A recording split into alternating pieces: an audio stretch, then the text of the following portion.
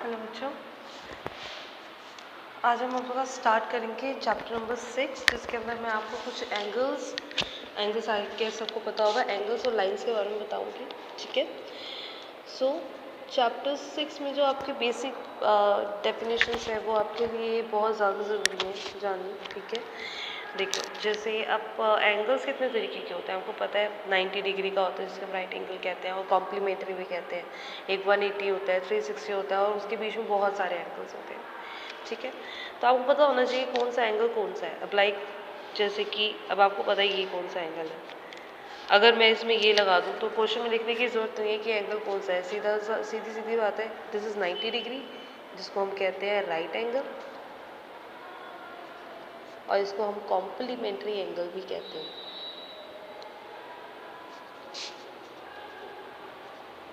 Okay.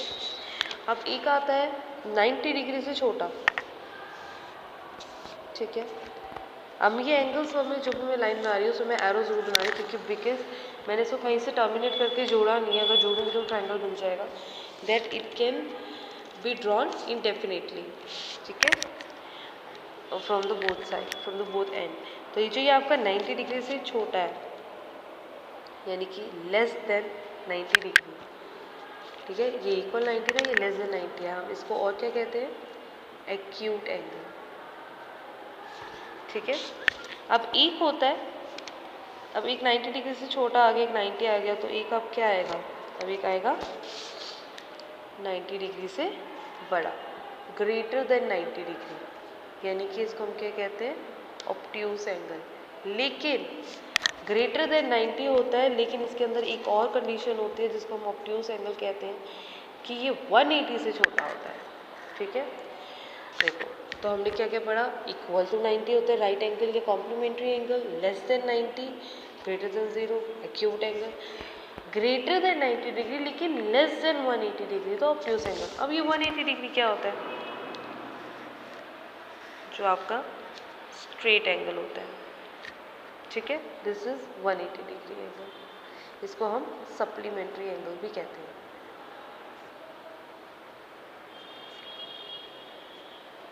Okay. और supplementary angles इसको हम कहते हैं, इसको कॉम्प्लीमेंट्री, इसको सप्लीमेंट्री। अब एक आता है कंप्लीट एंगल, जो होता है 360, जो यहीं से शुरू होता है यहीं पे ख़त्म हो जाता है। ये आपका क्या होता है? 360 डिग्री।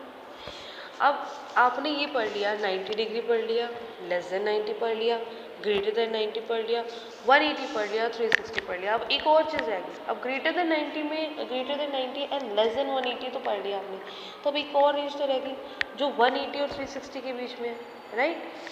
कि आपने 90, 180 और इन दोनों के बीच में हमने पढ़ लिया, लेकिन 180 और 360 के बीच में जो होगा उसको हम क्या कहते हैं? अब जैसे कि दो तरीके के होते हैं, कि एक तरफ तो एक्यूट एंगल बन रहा है, लेकिन हम एंगल ले रहे हैं इस तरफ वाला।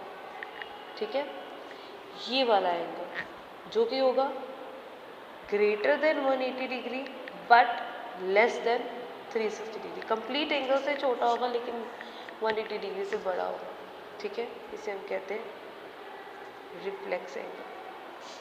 ठीक है।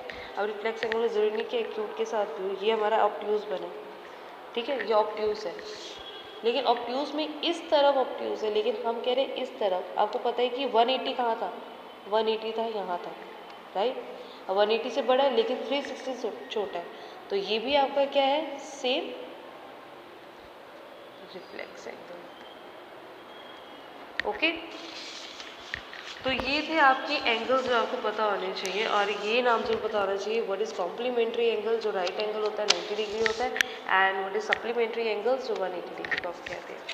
ठीक है। अब आपकी एक प्रॉपर्टी आती है, आई गेस सबने पढ़ी भी होगी पहले,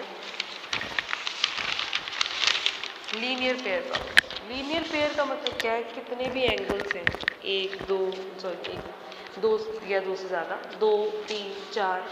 अब जैसे कि आपके पास लीनियर पेयर, लीनियर का मतलब क्या होता है? एक सीधी लाइन, सिंगल लाइन।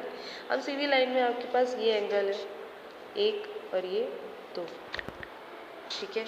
तो आपको पता है ये अगर ये लाइन आपको पता है कि ये लाइन एक स्ट्रेट लाइन है, ए बी आपको एक गिवन लाइन दे रखी है, और यहाँ पे ये सी है और ये डी है मान लो, ठीक है, CD आपकी AB को काट रहा है और AB एक स्ट्रेट लाइन है, गिवन है, तभी आप कह सकते हो कि angle 1 plus angle 2 is equal to 180, यानी कि ये लीनियर पेयर है।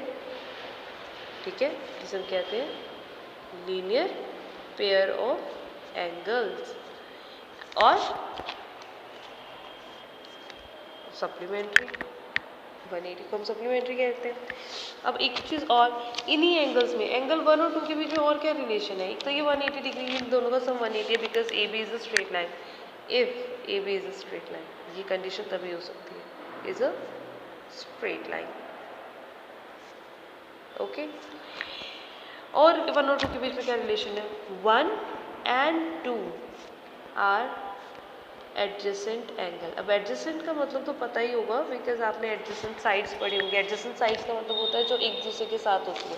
जैसे ये पेपर है, ये और ये दोनों क्या है? एडजेसेंट साइड, जो एक दूसरे से जुड़ी हुई है। एक जहाँ खत्म हुई दूसरी वहीं से शुरू हुई, राइट। ऐसे एडजेसेंट एंगल होते हैं जो एक दूसरे के साथ होते हैं जुड़े हुए। अगर ये एंगल 2 है, इसके साथ जुड़ा हुआ एंगल 1 है, जहाँ से ये खत्म हुआ वहीं से ही शुरू होते हैं, राइट।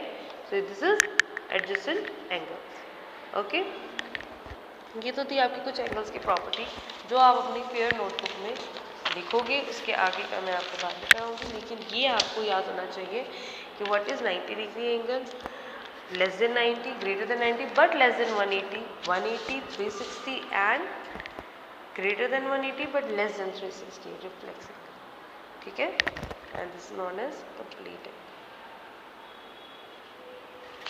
और लीनियर पेयर क्या होता है कि एक अगर स्ट्रेट लाइन है उस पर कितने भी एंगल्स बन रहे हैं, ज़रूरी नहीं है कि 2 ही बने, हो सकता है ये आपकी स्ट्रेट लाइन है, ठीक है, और आपके कितने सारे एंगल्स बन के 1 2 3 4, ठीक है।